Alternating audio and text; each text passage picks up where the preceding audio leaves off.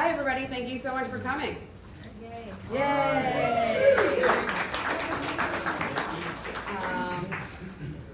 As we kick off another installment of our film series about community activism, we have created a space to learn, discuss, and then act.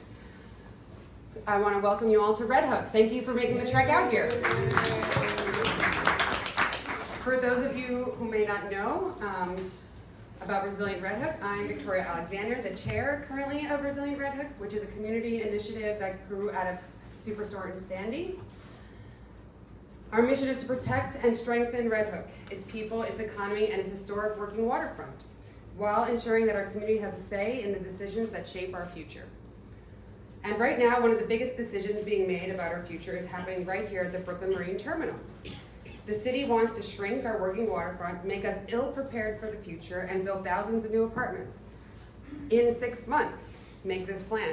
We are not anti-development. We want thoughtful planning with experts at the table, and they are trying to force this process to happen in a very short timeline without community input, without stakeholders at the table. So that's why I encouraged all of you very sharply at the front to sign our petition, because we're trying to get leverage and make sure that the electeds understand that this process needs more time.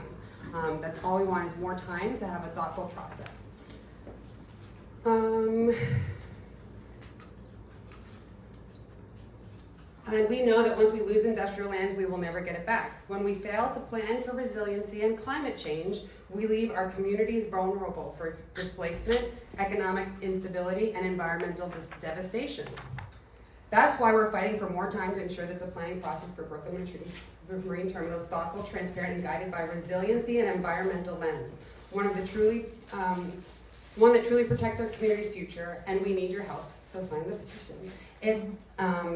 We launched a petition demanding the city to invest in a stronger, more sustainable port, one that supports local businesses, reduces truck traffic, congestion, and protects maritime jobs. You can sign it here, or if you are a community member or stakeholder that is interested in this, we are having a community-led meeting that is not run by the EDC on March 18th, and anybody could come because this is about not just Red Hook's future, but honestly, when we're talking about a port, it's a national security issue, so we're talking about Brooklyn and the region's future. So you should participate because 122 acres with 12,000 units will have effects on the region and not just Red Hook.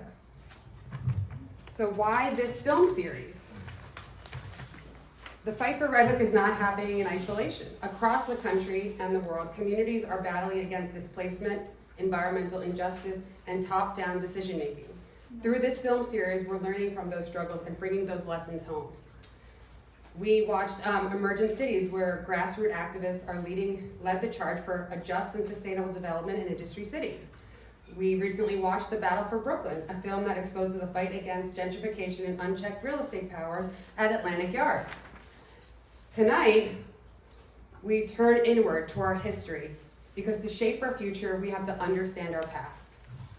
So what's next? After the film, we'll open the floor for discussion and have a panel with Carlos Menchaca and the filmmaker, Adam, and just looking for what if I say anything else. And before I introduce Adam, I'm going to make a special thanks to all the people that made tonight come together. A big thank you to Janet from IPA, who took a very big lead in making this happen. So I thank the Institute for Public Architecture, and they want to thank me, I wrote that down. And Greenland Studios, thank you for hosting. The story of the BQE Film and Oral History Project is made possible by the New York State Council on the Arts with support of the Office of Governor and New York State Legislature, by generous grant from the National Endowment for the Arts, by public funds from the New York City Department of Cultural Affairs in partnership with the City Council, NYU Schack Institute for Real Estate, Big O, Bijou, KVL Audio Visual Services, Sasaki, I'm trying to make sure I say everything right, Simon's Hardware, the Municipal Art Society, Enduring Cultural Initiative, and private donations, as well as the Brooklyn Public Library. That was a lot of people that made that happen tonight. Thank you so much. So let's get started, and thank you for being here, and let's build a resilient future together. And to introduce the film is the filmmaker, Adam Paul Susaneck, is an architect and urban planner researching how transportation and housing policy has been used as instruments of physical division within urban areas, and how we can reconnect communities divided by infrastructure choices of the past. His ongoing project, Segregation by Design, aims to catalog the destruction caused by mid-century urban renewal and highway projects, and to highlight the work advocates are doing to heal and divide. Adam has written for the New York Times, the Architect newspaper, and others. He is pursuing his PhD in urban planning at the Delft Institute of Technology in the Netherlands, and earned his Master's of Architecture from Columbia University. He is a project manager at AECOM, working on transportation projects in the Benelux and the Northeast US. Adam, I'm going to hand this over to you. Thank you for being with me today. Thank you for the introduction, Victoria, and thank you everyone for being here. It's a great turnout. Thank you, Steve, from Green Lawn. Very cool venue. So when the previous administration discussed the divisions created by highways, I felt that they really hadn't provided adequate context, hadn't provided adequate examples, real-world examples. So what I wanted to do with this project was really show those examples. But you know, the last administration, they had the Reconnected Communities program, which was great. But without the understanding of really the context and the history, it left space for detractors to ridicule the idea that highways and urban renewal and the history of how we build cities, it left space for detractors to say, how can a road be racist? With the question almost framed as if the asphalt itself was prejudiced. But we know that it's people. We know that's a disingenuous question, because we know that it's people who make these decisions. It's people who design these roads. And it's people who work within systems that themselves are constrained by the same worldviews, agendas. These things don't just pop up out of, they're not natural.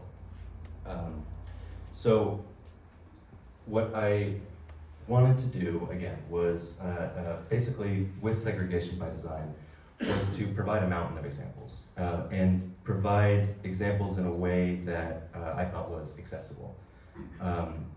You know, to some extent, I got tired of telling people to read The Power Broker. I mean, we should all read The Power Broker, but it tells this story. But I wanted to tell the story in a way, again, to meet people where they were, to tell them in an accessible way, to not make people have to read a 1,500-page book. So that said, I mean, I really am, with this project, with Segregation by Design, with this documentary, standing on the shoulders, excuse me, of giants, of people like Robert Caro, of people in this room, of activists. We had Nilka Martel from Love in the Bronx the other night, Francis Lucerna from El Puente. So I'm really leveraging the work that they've done and trying to tell the story in an easily accessible manner. So while, in addition to that, while the project, so I'll say you should follow Segregation by Design on Instagram. There's my plug. Thanks everyone, thank you. I don't love public speaking, that's why I do this on social media, and that's why I make videos where I can just press play. But while Segregation by Design is not specifically focused on New York, it is focused on the entire country, again, because the urban renewal and federal highway construction was federal. This happened in New York, this happened in my hometown of West Palm Beach, Miami, it happened in San Francisco, it happened north, south, all over the place. So while what I'm trying to do is tell a nationwide story, I'm especially excited to be discussing the BQE because it is Robert Moses. It is a very seminal project. BQE and the Cross Bronx really were two of the first to be built through existing cities, not through open country, but through dense cities. So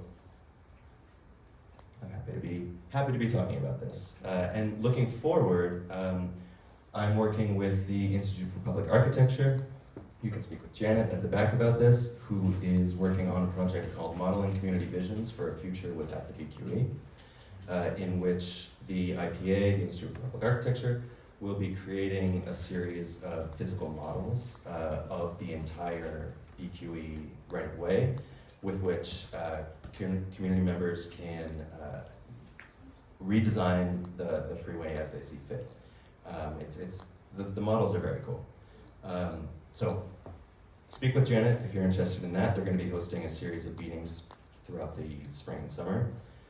But you're about to hear from me speak for about 40 minutes, so I will stop there and start the movie. Thanks for listening.